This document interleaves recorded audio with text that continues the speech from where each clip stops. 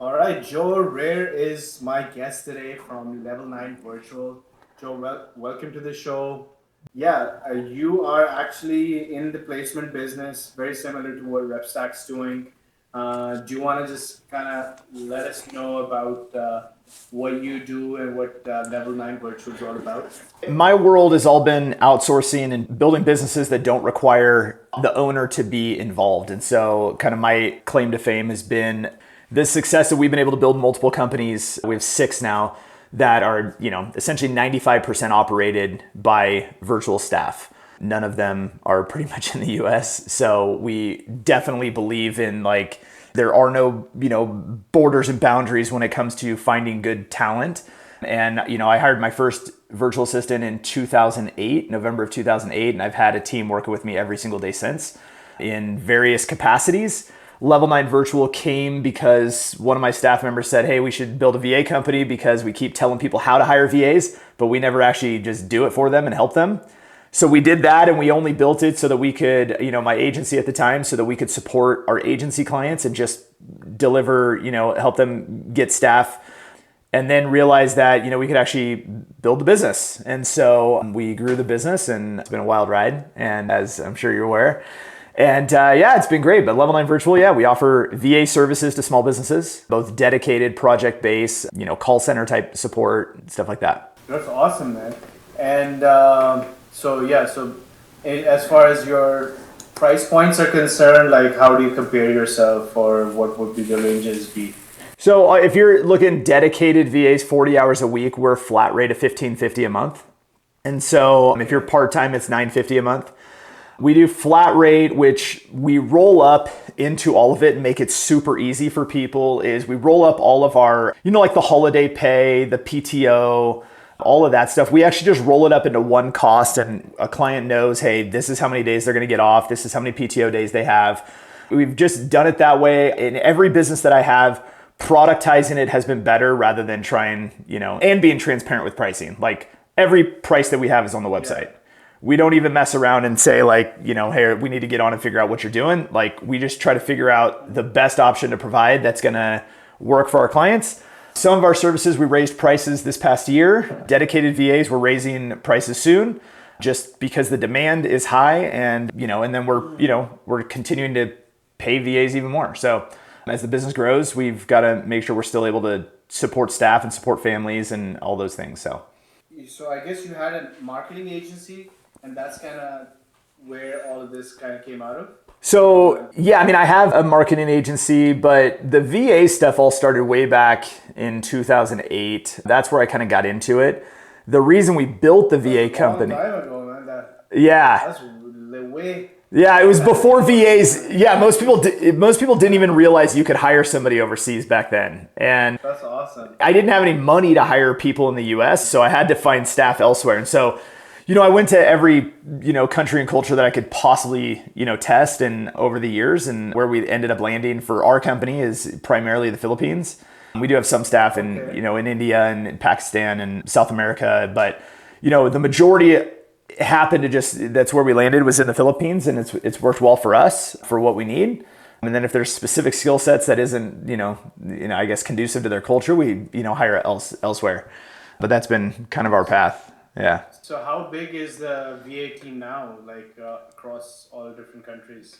So we have over 900 VAs. Oh, wow. Yeah. So we were over 1,000, kind of dipped back down, but yeah, so we've got about, I don't know, somewhere over 900.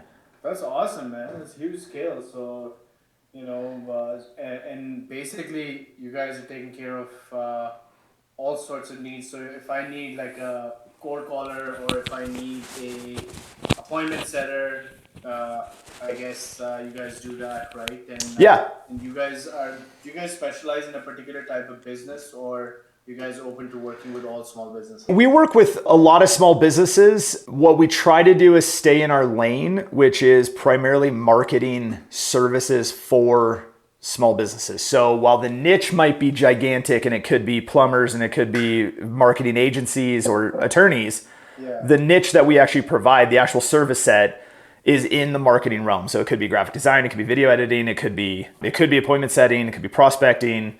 kind of anything CRM stuff, marketing automation. Awesome, man. And then the quality of the associate, because a lot of people that we work with in our clients on our client side, they have this question that they're used to hiring people locally inside the U.S. market, for example, Yeah. and now they might be going in and they might be hiring a content writer or someone that they're gonna have to work with who is on a different continent, and some of the questions that pop up are, how do I communicate? How is the level of communication going to be with my remote VA? So how does that work on your side? What do you guys do there? So, I think it's a mental shift for most people. And so we want to prep people with the mental side of it first. If you can't wrap your head around the fact that there's as good or better talent in another country or a different continent, if you can't wrap your head around that, outsourcing is not for you. One of the greatest stories I tell everybody, if I get on a call with somebody and I'm chatting with a potential client, the story that I love to tell is like, I'm a college dropout. I never finished school. I build businesses for a living. However, if you want to worry about education and skill set, my lead developer has a master's degree and he's a professor at a university. So you tell me what it would cost for you to go get that same talent in whatever country you're in, whether it be the US, Canada, Australia, the UK, it doesn't matter. Wherever you are, you tell me what it would take for you to get that level of talent and that level of experience and education. You can't. Number one, you can't get it. Number two, it'll cost you an arm and a leg, but we can go get it in another country. And it's just the dynamic of, the way that different cultures operate. And so I love to tell that, when it comes to communication, obviously you're not going to hire somebody who can't communicate, right? Like, so we're just going to make sure that that is something that is checked off the box. And we know that this person can communicate effectively, either written or verbal or both, right? And some people don't need a verbal, somebody who's really good at speaking English. What they might need is just somebody who can write very well in English. And we have plenty of people on my internal team that absolutely, are not effective communicators verbally, but they're very, very good written. And you would never know that they had an accent or that they, that English is their second language. You would never know if you just had a written dialogue with them. That's what I try to portray and share with clients is that, it's a mental shift. As soon as you make that mental shift and you understand it, and then once you test it and you have good results, then it's easy, right? And then you want to outsource everything. And then all of a sudden, your entire life becomes outsourced, if possible. The flip side of that equation, Joe, is that we get asked again is that, I'm paying all this money to level 9, and how much is that going over to my associate? Because now that, some of our clients, they start working with their associates and VAs, they become part of their teams and they want to work with them for the long term, for as long as possible, right? So they obviously want to take care of them as well. But how do you, what are some of the things that a company like you are doing, for example, to take care of, like, you guys have 900 people overseas right now, so that's huge. Like, how do you make sure that everyone's happy and well paid? The well-paid piece of it is relative to the person. And so what I can tell everybody is that we don't pay crazy low wages like everybody sees advertised. Like, hey, come get an appointment setter and they're $3 an hour. Like, we don't even pay anybody $3 an hour. So like, you can't, I can't even offer that. And we don't. And where I want our price point to be is kind of the upper side of the middle, to where we're more expensive than everybody who's advertising come get cheap labor. Like, my focus isn't cheap labor. That isn't my focus. Now, cost leverage, yes, because if you were to compare US wages versus what you could get, for example, our team to do, there's massive cost leverage. That makes sense.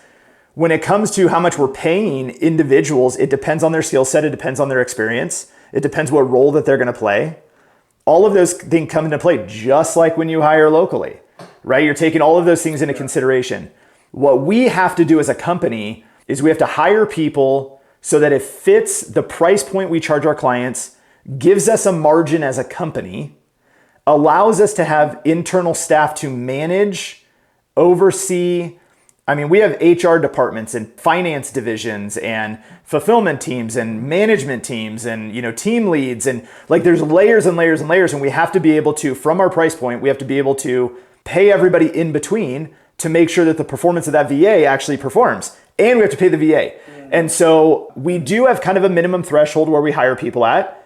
And if they don't have very much experience, then they don't get paid as high as somebody who has more experience. However, what's great is then we can build them up, we can work them. And we have another project-based service in our company called our Pods, Projects on Demand. And we've been running this for a long time. It's very, very successful in getting newer VAs experience. And so we can bring a new VA and we can have them work side by side with somebody internally within our team, and they do projects. And after they do 200 of the same projects, they get pretty freaking good at those projects. Then we can place them with a client, and now they have more experience. But they may have come in, kind of early, and they didn't have a lot of experience until we gave it to them. And so it allows us to, build people and so forth. You guys do a lot invest in a lot of trainings and building that up as well. So do you guys hire preemptively and have a bench of associates We do. available? So so project-based work has helped us do that because we can hire a whole bunch of people and then give them project-based tasks and say, hey, listen, why don't you come in and you happen to be, for example, a graphic designer and, you need work. Well, we have, 100 graphic design tasks that come in every single week. Well, we need support on that. So why don't you come in and actually work? You can work with a team lead. That's for your internal businesses or level 9 related businesses that you guys have. It's project-based stuff. It could be my own companies, right? So it could be other companies that we have. So I've, 6 companies that we operate. So they could be doing projects for my internal companies. And that's a great way for us to test people and train people. And we can give them projects for, for example, like this business visitor match. I can give them projects to do in that company, and it doesn't affect the output for a client. And so I think it's an advantage that we have because and we have. You get to test out the work ethic. 100%. That the American society is so well known for, right? I think that's the biggest thing that people have a hard time adjusting to, just because in North America, people run on a very different pace in terms of work and their careers are concerned. So just catching up is a bit of and then if you can have that training to them before they land on their first account. Absolutely. Then, it's just better chances of success, right? 100%. And we can find those areas where we can tweak their skill set. Where we know that, if they're coming in and it's like they're kind of, they got it, they know the fundamental of how to do something, but maybe they're missing the finesse. Maybe they're missing that little subtle difference, and we can instill that in them by continuously giving them projects and continuously giving them feedback. And when they do a project for one of my companies and it's not quite right, we don't have to look at it as a loss from client hours or client cost or setting that in, a situation with a client. It's like, that's internal. That's my cost. So now I can just go, okay, look, like here's how we need to fix it, or, the team does it, but here's how we need to fix it. It needs to look like this. It needs to feel like this. It needs to come across this way, or, whatever that is. And so I think it gives us an opportunity to truly build people very, very effectively. And then it also lets me do what I like to do, which is test new stuff. I want to try to build a new business. And every time we come up with an idea, the first thing that we do is we have our team just kind of build a mock, run 100 miles an hour at it, and then see what comes out of it. And a lot of times with access to manpower that you guys have, you can try out, because that's usually the biggest hindrance, right? 100%. Acting on new idea, you need a lot of man hours. You either do it yourself or you're going to have to hire someone to do it, right? So how do you hire somebody when you have no income? How do you hire somebody to do something when it's just a concept, it's an idea? Especially here in North America, right? Yeah. Because, it's going to be really, really expensive to prove that stuff out. Yep. Take time out of, sometimes we're working 2 jobs when we're getting out there and all of that stuff. Yeah. So this is great. We do something very similar on our side on that stuff as well. But what about the infrastructure, Joe? So now, for someone who's thinking that, okay, that's a great idea, maybe I'll hire from Joe, or maybe I'll set up my own teams in Philippines. Sounds easy enough. Like, can you maybe walk us through like how your teams are set up and what's the infrastructure that you need to set up for so that one of your associates can go and perform really, really great for a client here in Colorado, maybe? So for me, the processes are the challenge. Most people don't have good processes. And so we figured out, because I failed the other way, right? I already messed up and screwed up a business, failed businesses. I've had more failures than most people have even started making attempts. And so because I firmly believe in the concept of failing fast and then learning something from the failure and then not repeating mistakes, like it's a big deal. And so we've been able to create processes that work. If somebody wants to go build their own team, I think go for it. Like you can absolutely do it. You don't have to pay my company to do it. I would love for you to, just like you would love somebody to come to RepStack. But you don't have to come to me, but I bet you our processes and how we make it easy for you is going to be better than if you don't have any processes at all and you just continue to burn and spin your wheels. So for having the processes in place to actually build a team is important. And that is something that I think, well, no, it's not even I think it's the reason we've been able to build multi-companies over 7 figures, one company over 8. The reason we've been able to do that is because of the processes we have in place. I can pick up one person who runs a team in one company. I can pick them up, move them, drop them into the same role in another company, and their responsibilities are identical. So the back end processes that we have in each company are identical. They're all the same. So if somebody, an investor were to come in and say, hey, I want to buy one of the companies, we could easily map exactly how the company operates to a T because we've done it. We have 6 of them and they all operate identically. Different verbiage, maybe a different niche, different service offering, but the process is identical. Really, what you're investing in as a service, that the chances of failure are is We just almost keep erased reducing when them. you guys are Yeah. The more that we can replicate our processes and then we work out the kinks every time we do it, right? It's like, oh, this popped up. Oh, well, we can get rid of that, so right? you've done it over 900 times, building out this particular business, and then if you're doing this for the first time, if somebody's thinking of hiring for the first time, the probability of going wrong and then hiring the wrong person is even more Yeah. detrimental than bringing in the right I people. used to have a really good, it was US based, but it was the cost of acquiring a new team member and what it actually cost a US company to hire somebody. And it was looking at mainly small businesses, but it went from the recruiting aspect of it of like, okay, we got to post an ad. Okay, then we got to get applicants. And it went through the timelines and it went through the cost, the actual monetary cost of actually getting somebody onto their team. And then it had the success ratio of how long that person stayed. The amount of businesses that hire somebody, then the person turns over, and all of the cost to get that person in a seat in that office. If the person doesn't stay, like let's say, I forget what the timeline was, but if the person doesn't stay for like a year, they actually never recoup the money. And so if the person leaves after 6 months, they have a massive loss of cash, of capital. They lose the money. Then they have to go get that person again and start over. So then when the second person doesn't stay for the full year, you compounded it. Yeah. You didn't lose once, you actually lost it at a higher factor. And so that was one of the reasons that like you can go hire a VA everywhere. But here's what you're going to find out. You're going to find out that if you don't actually know what you're doing, you're going to then turn it over. Your time, the financial resources to actually do it, and financial resources are your time. Taking your attention away from revenue generating activities, you are going to lose money when that person turns over. That's a big deal. Think of it when anytime you do something for the first time. I just recently, picked up a longboard last month, and I used to ride a skateboard back when I was a teenager, but just got myself a longboard. I got a couple of, you probably can't see him, but I got a couple of bruised fingers right now, and it's been rough a few past weeks, but I'm still on it all the time. I'm getting banged up and bruised, Yeah. and that's what's going to happen. And this is a lot easier, right? Like I'm Yeah. just playing around with myself over here, but you're working with your own business and something that's really important. Maybe a lot of other people rely on, And when we do this for the hiring, for example, someone outside of the initial co-founders who are really behind the vision, now you start to build out your team.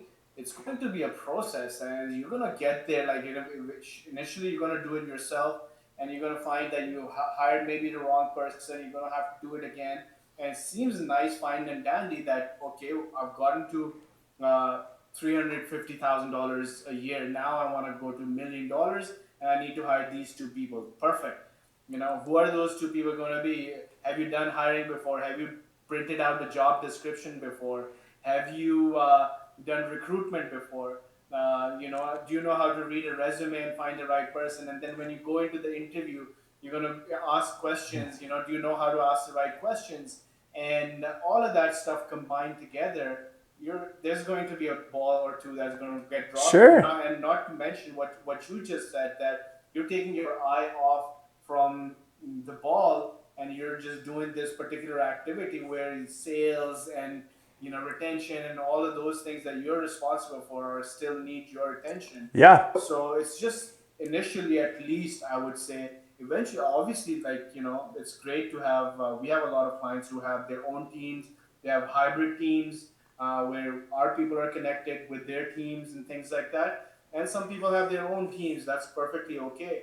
But in order to get there, I think working with a company like Level 9 is a great idea, because you just reduce the chances of going wrong. Because if you were to hire somebody and you got it wrong, I was talking to a friend who is a digital marketing agency coach, Rahul Alim out of California, and he mentioned that according to the Department of Labor and Statistics, it's $240,000 to hire a wrong person. Here's the interesting thing. We're talking about the hiring part. So that's the hiring part. Now, what about retention? What about building culture? Yeah. Now you have somebody who's all the way on the other side of the world from you.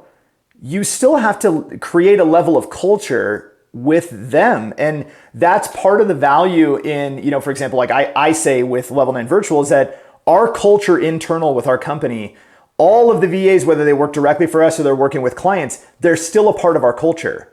They still have a go-to person. They've got somebody in HR that's like checking on them, that's having conversations with them. How do you build culture, Joe, in such a massive... The way is I don't do it. Somebody else has to do it, because what I know for a fact is that's not my skill set. It took me ruining culture because I thought I could do it. I thought I was fun. I thought I was a good leader. And the reality is that I'm the visionary, I'm not the integrator. That's dead obvious to people. I'm fun to, be around and have a good time if we're doing interactions. But the reality is that I won't remember anybody's birthday ever. Like, if my wife didn't remember everybody's birthday, I would probably forget my parents' birthday. Like, it's pretty bad.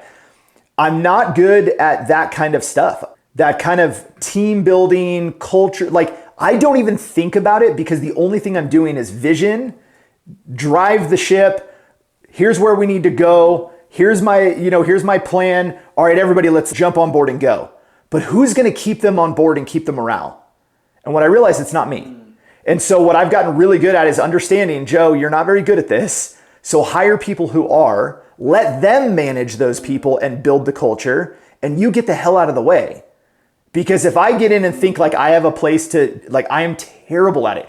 So how do you do it? You find people who are actually really good at that. That they actually, when they wake up in the morning, the thing that they enjoy is reaching out and having conversations and getting to know people. And, it's like when people in our HR team know the family details of VAs, and I mean hundreds of them, it's remarkable to me. It's remarkable. I can't remember anybody's name. So, and I'm talking like I could introduce a friend and screw that up. So I just know who I am. And I think that building a team of people who enjoy the parts of like culture building, relationship building, team management, those kinds of things, I have to hand that off. And I'm okay, finally, years later, realizing that I'm just not good at it. And when I get out of the way, everything's better. So that's kind of it. Yeah.